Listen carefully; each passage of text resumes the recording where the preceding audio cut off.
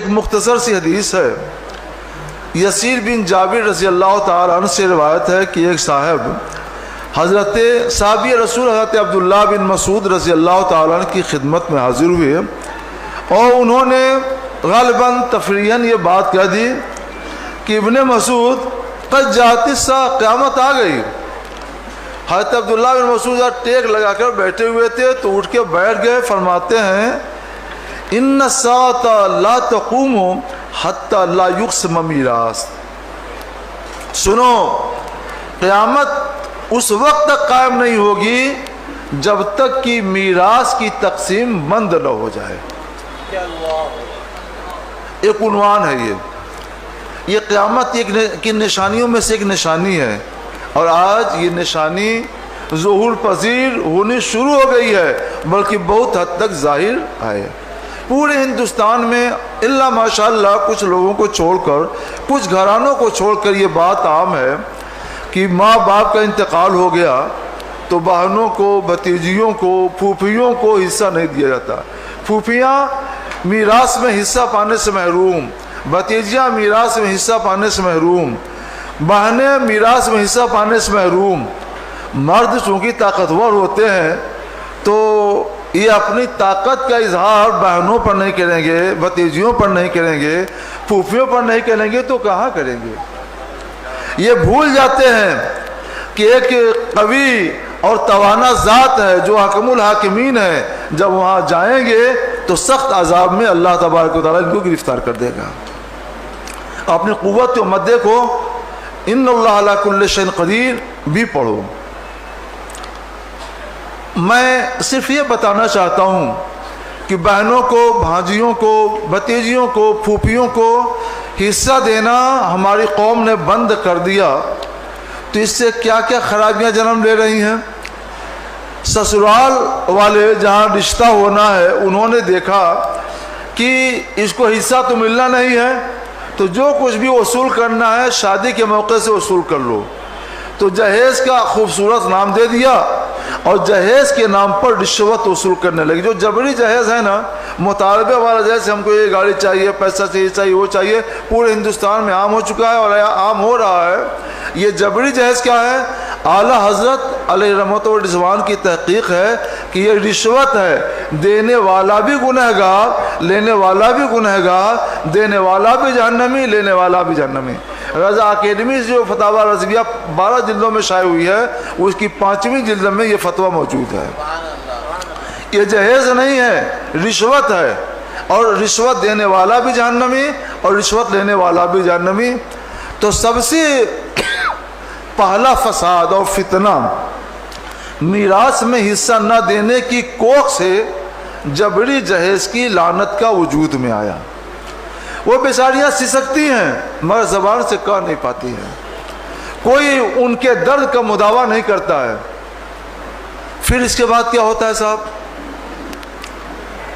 جب جہیز نہیں دے، پہلے تو جہیز کا مطالبہ تھوڑا تھا تو بڑے لوگ دے پاتے تھے، چھوٹے لوگ کچھ دے دیتے تھے. آج بڑے لوگوں کا بھی حال خراب ہے اور چھوٹے لوگوں کا حال تو یہ ہے کہ دے ہی نہیں پاتے. میں جانتا ہوں، ہمارے پاس کیس آتے ہیں، کتنے سینکڑوں لوگ ہیں جن کی شکایتیں ہیں کہ ان کی بچیاں 30 سال کی ہو گئیں، 35 سال کی ہو گئیں، 40 سال کی ہوں گی، گھروں میں پڑی ہوئی ہیں، ڈپریشن کی شکار ہیں، اداسی اور مایوسی کی شکار ہیں. ان کے دلوں پر خوف خدا کا پہرا ہے تو وہ اداسی اور مایوسی اور ڈپریشن کی شکار ہو گئیں. اور جو آزاد ہیں طبیعت کے لحاظ سے یا کالجوں کی تعلیم یافتہ ہیں، انہوں نے اپنی تسکین کے لیے، نفسانی تسکین کے لیے کچھ اور سامان ڈھونڈ لیے، کہیں ادھر ادھر چلی گئیں. اور اب تو حد یہ ہے کہ سوچتے ہیں تو سر شرم سے جھک جاتا ہے کہ غیروں کے پاس بھی جاتی ہیں اور انہیں احساس گناہ بھی نہیں ہوتا.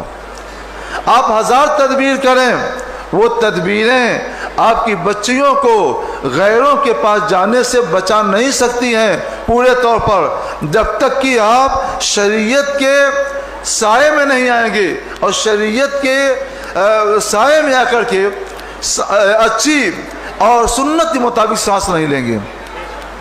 اسی لیے ہماری بچیاں جا رہی ہیں کہ میراث تقسیم نہیں ہوتی تو جبری جہیز کی لعنت وجود میں آئی.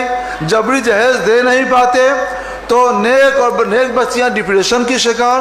آزاد بچیاں اپنی تسکین نفس کے لیے کہیں بھی چلی جاتی ہیں.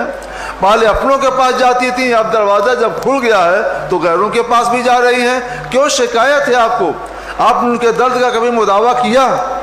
اور نہیں مداوع کیا تو آج کیوں شرمندہ ہو رہے ہیں؟ غیرت آپ کو کیوں خون کے آنسو رلا رہی ہے؟ کیوں افسوس کر رہے ہیں؟ آپ نے اس کا علاج کیا؟ نہیں کیا.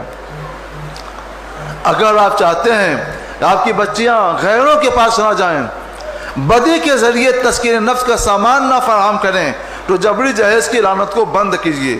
جبری جہیز کی لعنت کو بند کرنا چاہتے ہیں تو بچیوں کو میراث میں حصہ دیجیے.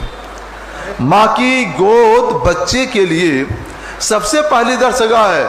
درسگاہ میں جیسی تعلیم ہوگی بچہ ویسے ہی ہوگا. ماں بدی میں آلودہ ہے، شہوات نفسانیہ میں آلودہ ہے، تسکین نفس کا سامان شریعت کے خلاف وہ ڈھونڈ رہی ہے، تو اس کی گود میں پلنے والا بچہ ولی ہوگا، صالح ہوگا، دیندار ہوگا، تقوی شعار ہوگا، پابند شرع ہوگا. یہ خواب و خیال ہے، ایسا نہیں ہوگا. ماں کی گود بچے کے لیے پہلی درسگاہ ہے. جیسی ماں ہوگی بچہ بھی ویسا ہی ہوگا. ماں بنائے گی نہیں، مگر بچے سنتے کم دیکھتے زیادہ ہیں.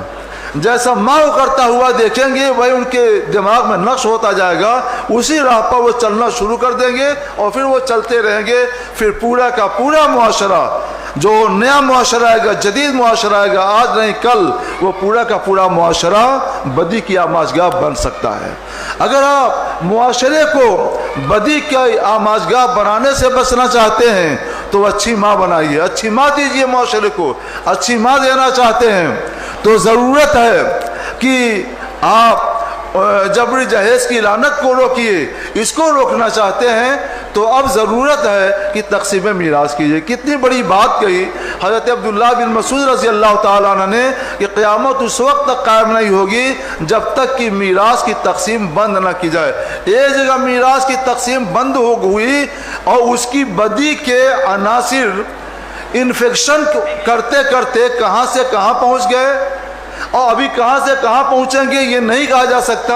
وقت غنیمت ہے، جو ہوا وہ کم ہے. اب بھی اس انفیکشن کو روکیے، اس کا شرعی علاج کیجیے. اللہ تبارک و تعالی ہمارے معاشرے کو ایک دینی معاشرہ بنا دے گا.